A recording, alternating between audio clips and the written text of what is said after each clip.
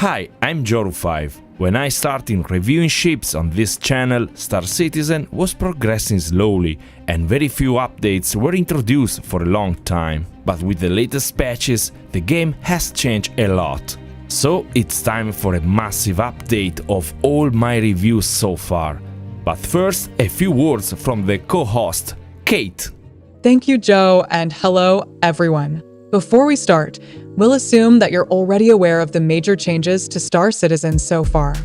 If you're not, we recommend that you check out the official changelog or look for that information on other channels. Anyway, it is worth mentioning that some minor changes might have gone unnoticed by some.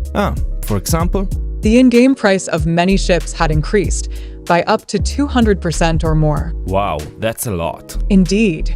All weapons' muzzle velocities have been changed, and weapons that used to have different muzzle velocities may not anymore, and vice versa. I'll need to update all my setups. And there's more. The PEEP has been updated and now shows multiple firing solutions per weapon muzzle velocity. This fixes the problem of inconsistent PEEPs when mixing weapons with different muzzle velocities. Nice. Most of the ships, if not all, have undergone a headlight overhaul that made headlights more consistent across ship sizes and manufacturers. In other words, you won't see small ships with super bright headlights and big ships with weak lights anymore. I love that. With the introduction of Master Mode, the Interceptor class is more relevant. This term refers to fighters that excel at agility and speed. So once again, small and fast fighters are the meta in PvP combat. Honestly, I was hoping that the Master Mode would give more importance to multi-crew ships. I agree. Thank you, Kate. On a final note, if you are new to my channel, here are the criteria I use to judge the ships.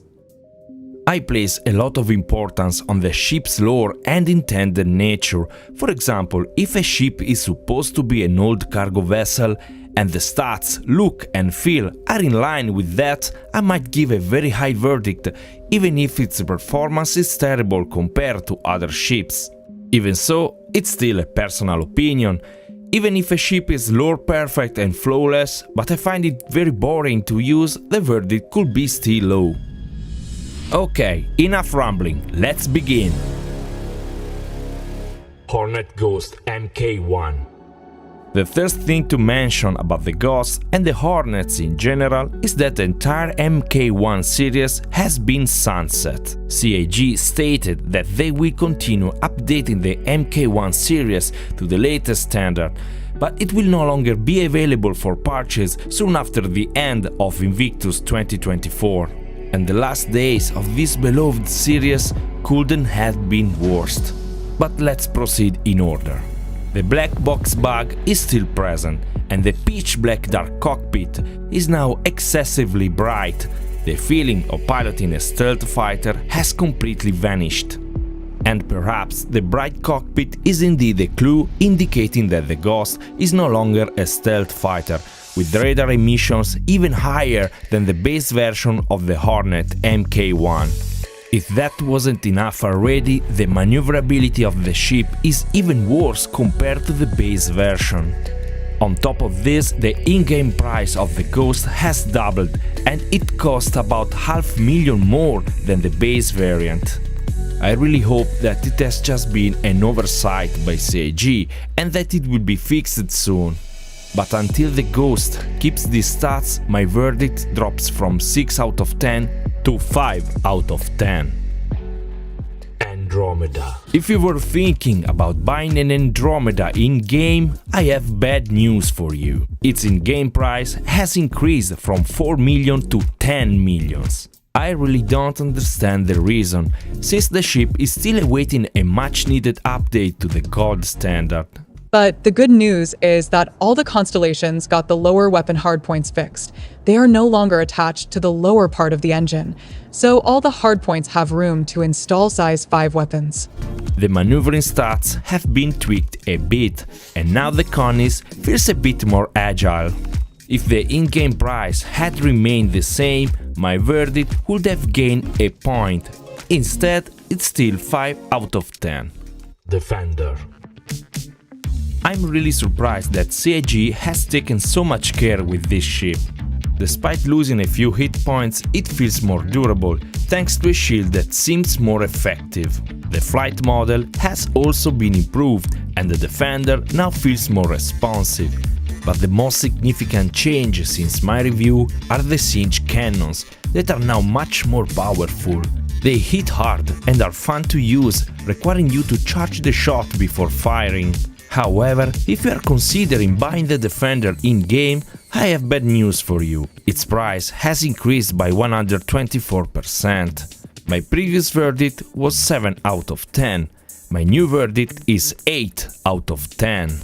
315p. Alright, the 315p has its tractor been working? Hey, sorry to interrupt, but don't you think it's time for a bit of self-promotion? Oh, yes, right, go on, Kate. If you like our videos, don't forget to like and subscribe. You can also support us with a donation on our Ko-fi page.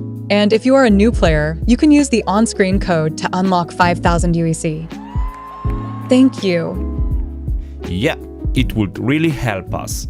Now, back to the 315p.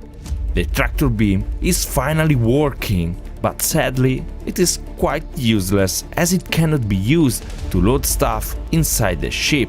In fact, it can only be pointed in front of you. This is frankly disappointing. An infinite wait for having the tractor beam functioning on this ship, and it got the worst implementation possible. With a little effort, it could have been converted into a turret extending from the nose, so that it could turn around and load stuff into the cargo bay. So I still think it would be nice to be able to replace the tractor beam with the weapon hardpoint. The headlights are a bit more powerful thanks to the headlights overall, and the atmospheric flight is now a bit better. And still about the flight performance, the entire 300 series is now among the fastest ships, which is cool as it makes the 315p even more fitting in the, not official, smuggler role. The final verdict of the 315p gets an additional point, and it's now 5 out of 10. Yeah, the 300i and 325A are still the better choice. Oh, as a side note, it is funny that the 315p is the first ship to have itself as a loaner. Really? Yeah, right, and the reason is that the customized versions have missing elements in the HUD, so CIG gave a vanilla 315p as a loaner. See? Luxury customization are just a waste of money. Well, they're cool though. Cutter. The cutter feels pretty much the same, but has undergone some relevant changes that are worth mentioning. First, the cutter is now a series with 2 additional variants, the Rambler and the Scouts. Long story short, I found them just bad, especially the Rambler. Someday I will make an in-depth video about them and ship variants in general. Another change is that the cutter lost 20% of its hit points, but is still quite tough. But the most important change is that it flies a lot better now, thanks to higher acceleration and a bit of increased top speed. It's pleasant to fly, and I think it is tuned as a small cargo should be. And its in-game price even dropped by 7%. My previous rating was 7 out of 10, but I'm going to increase it to 8 out of 10. Nomad. The Nomad now has a fully functional tractor beam turret, which is a fantastic feature. The ship can be loaded and unloaded without leaving the cockpit. The tractor beam turret is well placed and easy to operate. The triple size 1 shield solution does a good job protecting the ship in combat, and the Nomad has proven to be a decent fighter as well, mostly thanks to 3 size 3 weapons, which matter much more now. In my previous review I didn't like the weak headlights, but thanks to the headlights overhaul, they have gotten a bit brighter. My new verdict for the Nomad is 9 out of 10. And let me say this, if the Nomad would have had the shower, the verdict would have been 10 out of 10.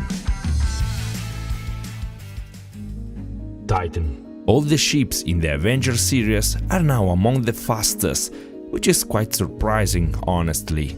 They have been tuned to be aggressive fighters, surpassing the performance of previous top-of-the-range fighters such as the Arrow and Gladius.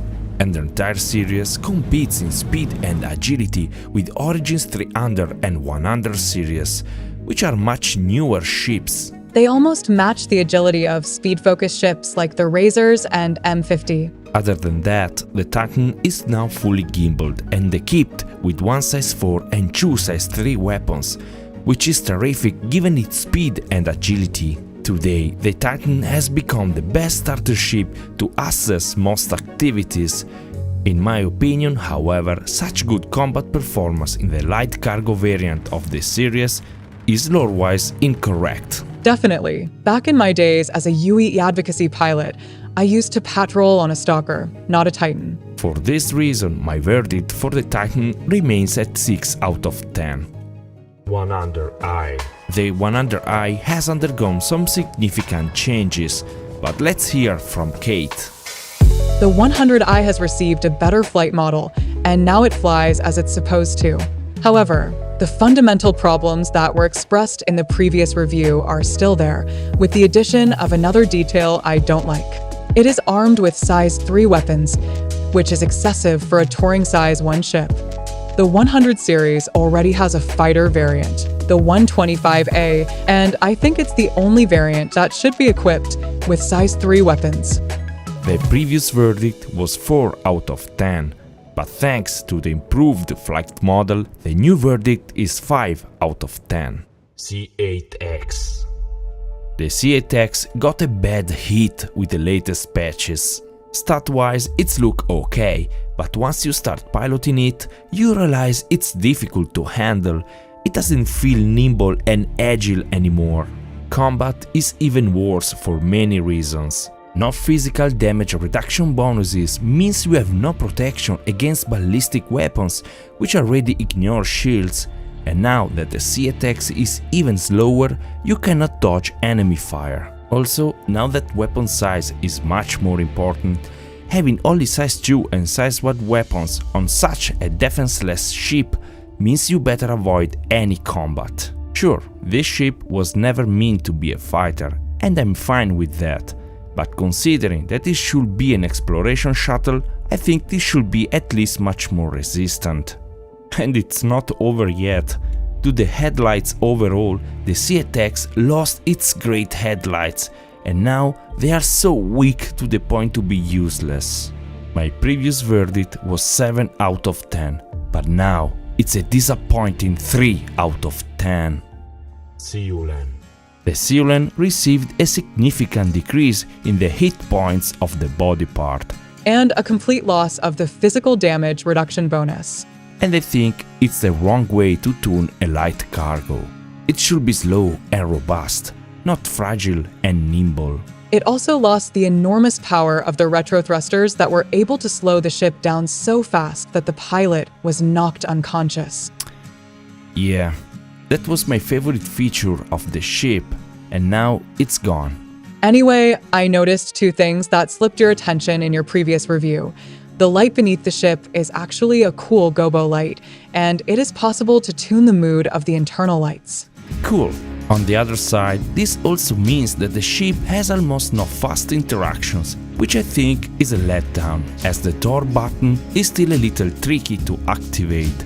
My previous verdict was 8 out of 10, and I would be tempted to lower it to 7 out of 10, as I disagree with the ship losing retro thrusters power and the weaker hull, but the tunable lights are a cool touch, reminding us that the Syulen is still what it should be, a fancy light cargo. Plus, the 12 size 2 missiles are still a meaningful feature that lets the ship handle medium-risk target bounties. And I think they are in line with the offensive capabilities of a cargo ship. So the verdict remains the same, 8 out of 10. And that's conclude the update. Let us know what you think in the comments below. Until the next time, see you in the verse.